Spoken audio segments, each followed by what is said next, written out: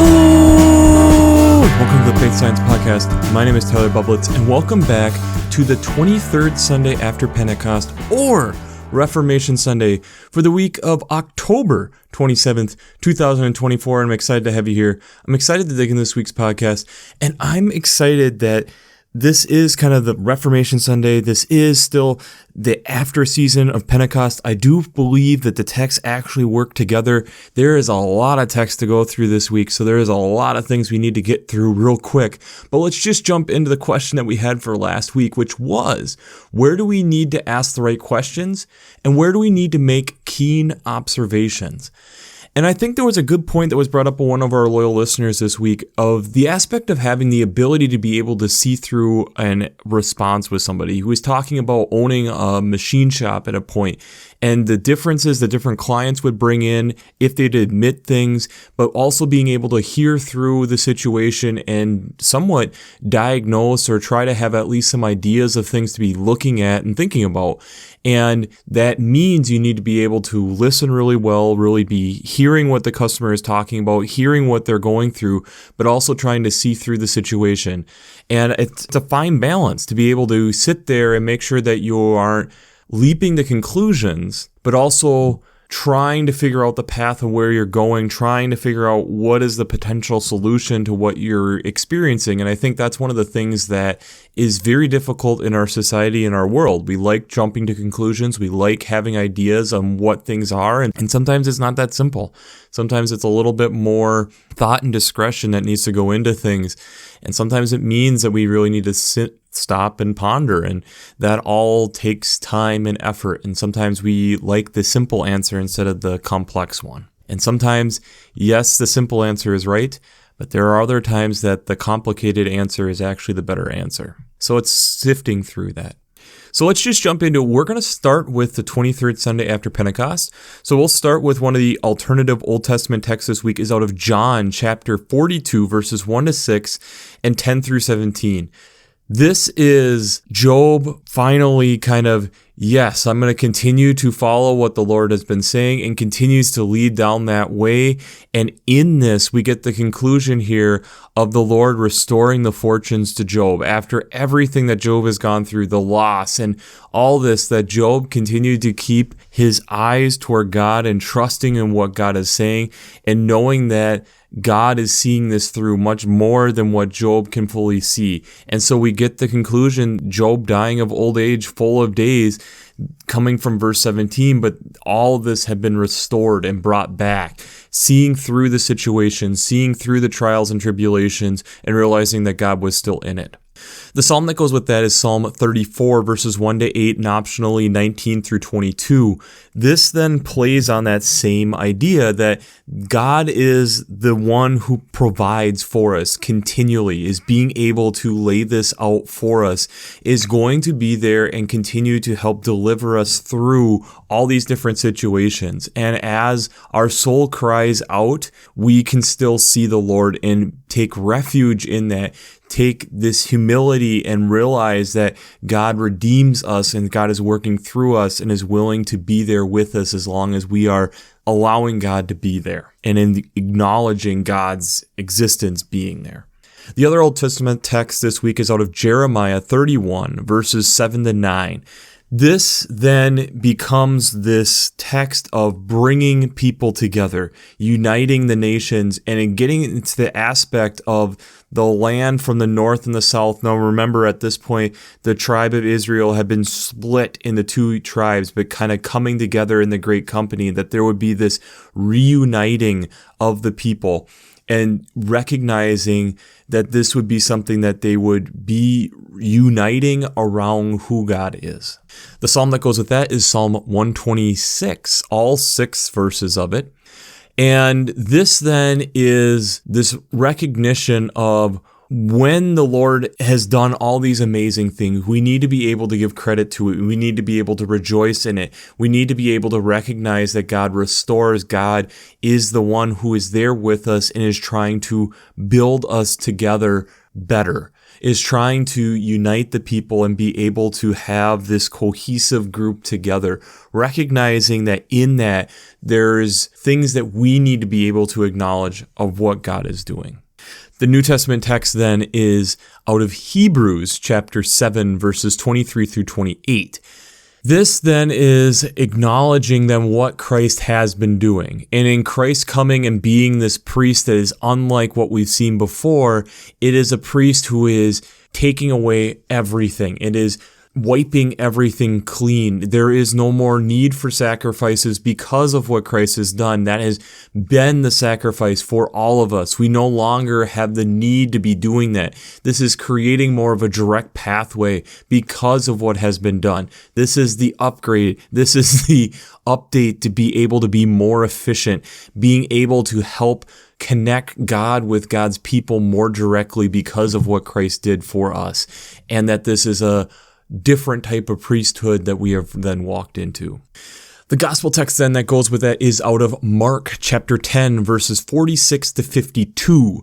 This is the healing of Bartimaeus, and Jesus is walking through Jericho, and you have this blind beggar, Bartimaeus, who is begging and roadside and is just pleading, Jesus, Son of David, have mercy on me. Son of David, have mercy on me. And continues. Jesus finally is like, who is this? Who is calling? They bring him forth, and Jesus asks then, what do you want me to do for you? The blind man then responds, Teacher, let me see again.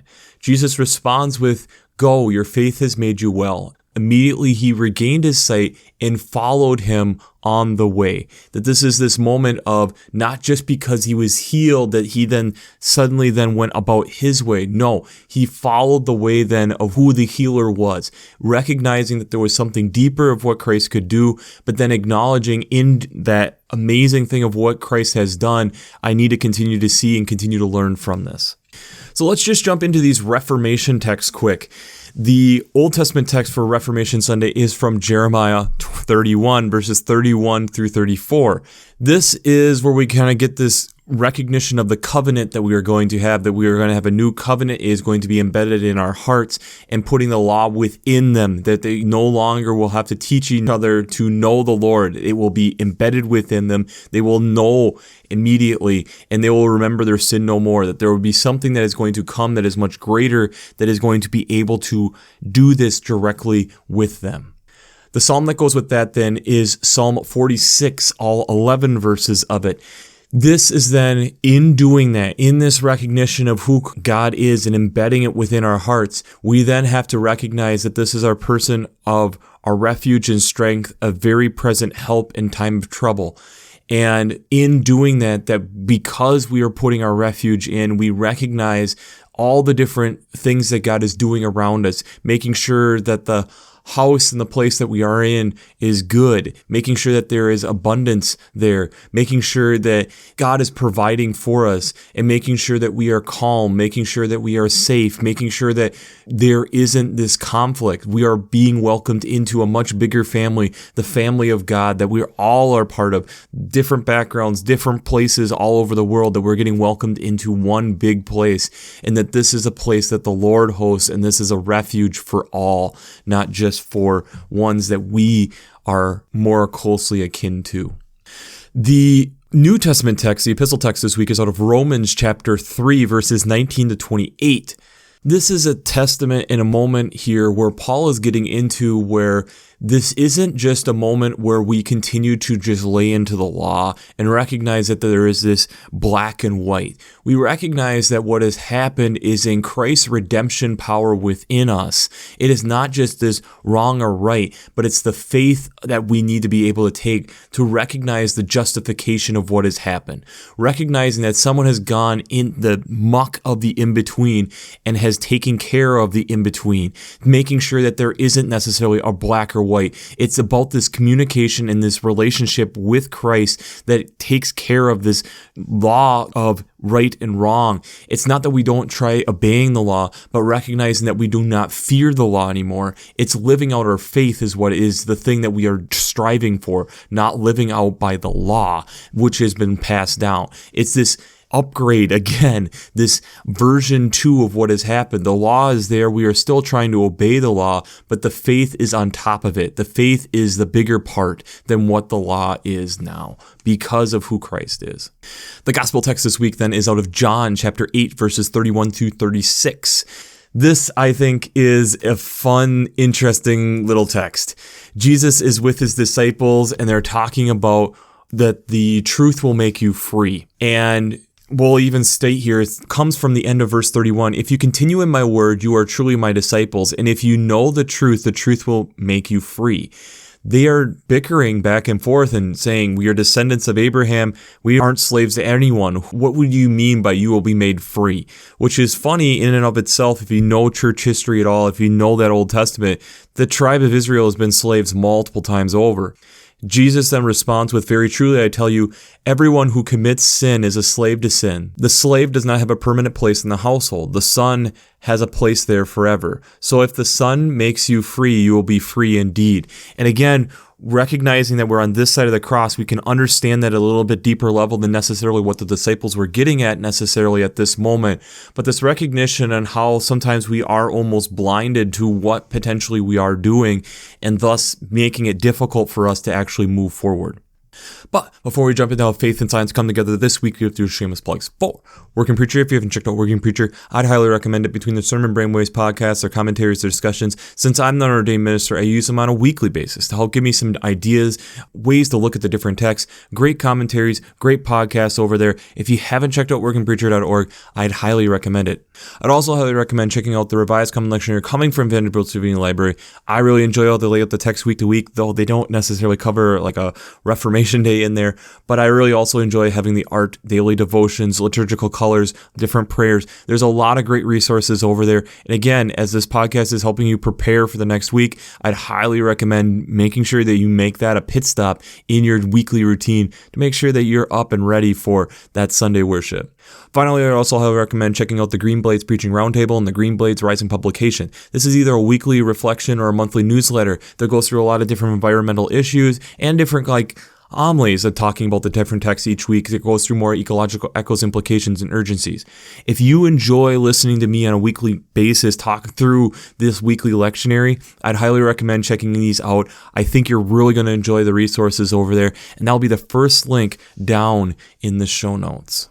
I stated at the front end that this is an interesting week because I think there is some interesting tyings here. And I think if you take the gospel text and kind of put them against each other, they don't initially seem like there's that much in common, but yet there is a lot in common. And what I mean by that is here you have the disciples coming out of the Reformation Day text not recognizing what Jesus is talking about and forgetting their own past, forgetting what they have gone through as a people, forgetting what Jesus is all about. They aren't fully getting it at this moment. And then we compare that with the Bartimaeus text, and Bartimaeus seems to be ahead of the disciples in understanding what Jesus is all about, that Jesus is not just a healer, but there is something more there, that he continues on the way with Jesus. And I think there's a lot of times in life that, like we've kind of been talking about, we overlook things, we miss things, we don't see it all the way through. And sometimes then we need to be able to recognize where we miss things to be able to help get us to understanding things quicker in the future. And there's a lot of things then to be thinking about, considering when you're thinking about that. And one of the studies that has come out in the last 6 months that's, I think, a hard pill to swallow, but I think also very important. And I think it can help us understand a little bit more of what we're going through. And it is the Indian vulture crisis. I'm guessing most of us probably haven't heard about it, but if you are from the kind of that subcontinent there of Asia, you probably know exactly what I'm talking about. In the 1980s, there were multiple different types of vulture species there that were totaling in the southern Asian region. They're estimated about 40 million vultures. And these committees of vultures, that's what you call a flock of vultures together, a committee. when they would be together as a committee, they would help be the dumpsters for the community, for the environment. When you would have something die, how acidic their stomach acid is, it takes care of basically everything. So our stomach acid on a pH scale is about 2. Theirs is just fractions above 0, which means it's much stronger than battery acid. They can break down bacteria, viruses, no big deal. They take care of it. They are the garbage men of the region and are extremely important for keeping balance within the region. Within the Hindu faith, cows are seen as sacred. And as we turned into the 1990s, there was a specific dietary drug, diaphylactic, was starting to be used to help with different bacterial infections and stuff within cows, and often given to them within their last few days to kind of help with the suffering. And again, cows are being seen as sacred. They let them go and die and let the vultures take care of them. Let them be, and let them be able to be an animal that's just naturally wandering around. This is something within the Hinduistic faith they're seen as very sacred. Well, the problem of what has happened with that then is because you were getting generic versions of the drug, it was becoming more and more prevalent, which then meant that these vultures were going in and eating them. This drug was actually then causing kidney problems within vultures and killing them off very, very quickly, that by 2017, the estimated total between the different species of vultures total was 19,000, down from the 40 million as we talked about previously.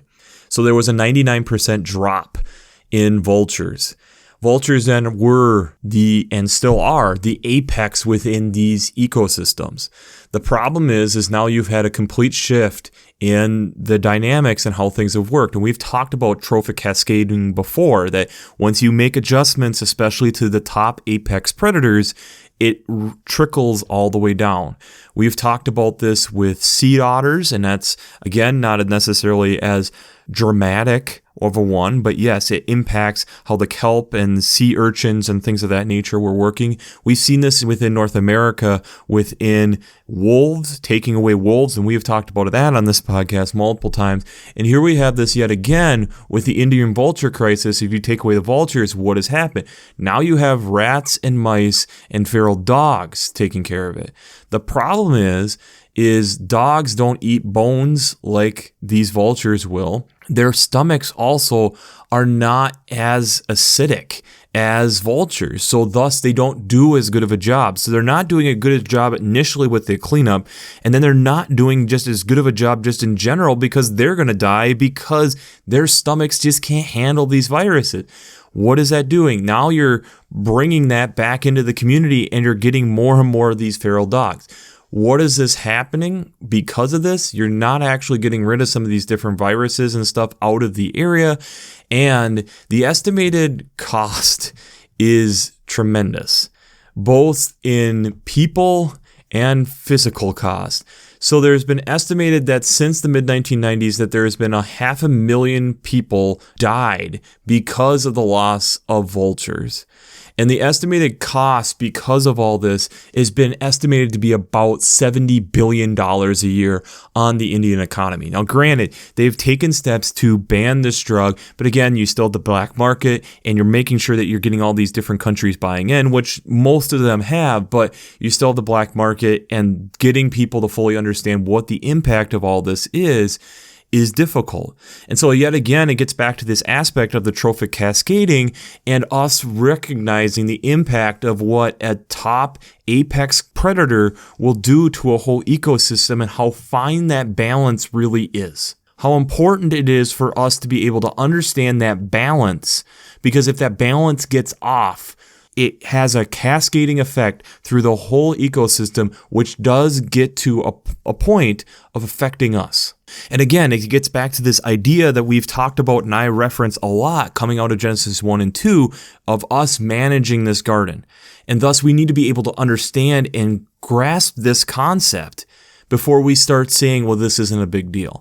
And that's where it's difficult sometimes to necessarily understand the impact of what all these different drugs and different things are going to have in an ecosystem. That's why it takes some time. That's why it needs to be done responsibly. That's why you need to keep having continued tests. And yes, it's hard. Yes, it makes you bang your head against the wall. Yes, it's sometimes moving slower than you would like, but it's also recognizing that there is further impact sometimes beyond than what just humans are. This world is more than what we are. We then have to learn from this stuff. This is what the disciples are going through here in the Reformation text, needing to remember and learn. We have gone through this of losing apex predators within an ecosystem multiple times before. We need to understand this, because if we don't, we recognize that it ends up costing us both on the front end and on the back end trying to fix it. The problem with the vulture crisis is vultures only lay one egg a year. So it takes a tremendous amount of time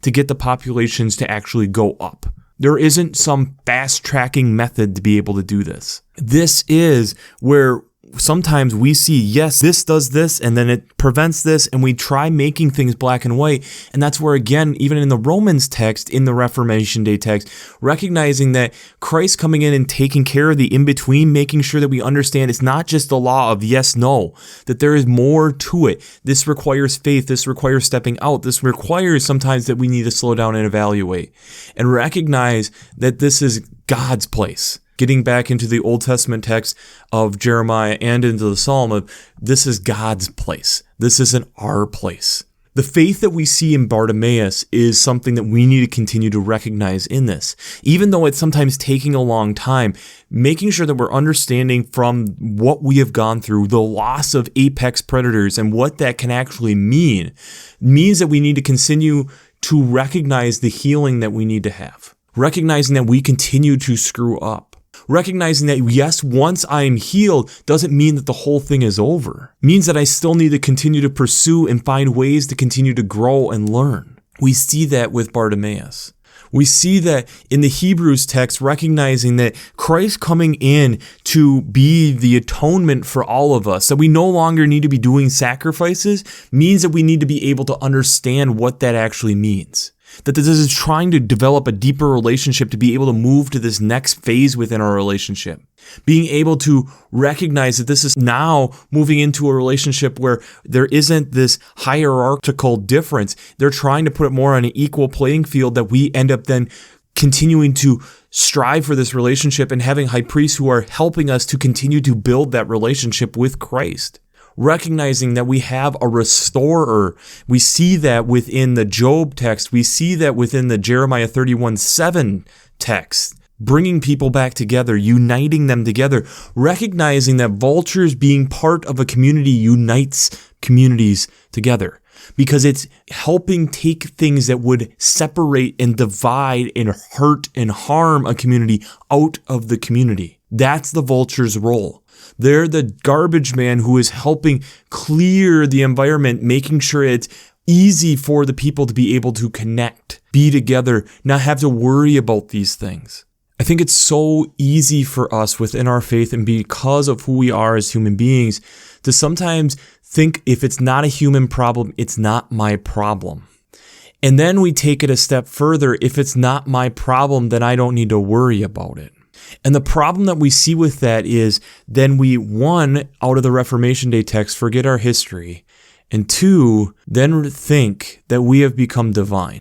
Because once we have figured out what is wrong with us, there is no need for me to worry about everybody else. And in these texts, one, we have the disciples getting reminded that no, you need to remember your history. You need to remember who you are with and what has happened. But almost more importantly, just because you're healed from your ailment does not mean that you have it all figured out and doesn't mean that you still can't be a vessel to help others. It also means for us as human beings, we need to humble ourselves to recognize that it's not all about us. In order for this world to work, and the way that God designed it, is that we are all working together, human and non-human. But that means that we need to recognize that, understand that, and embrace that, and learn from that. We have seen multiple of these trophic cascades and what that has done to our ecosystems. At what point do we recognize and appreciate these apex predators instead of necessarily seeing them as a threat? If we want to continue to live in a world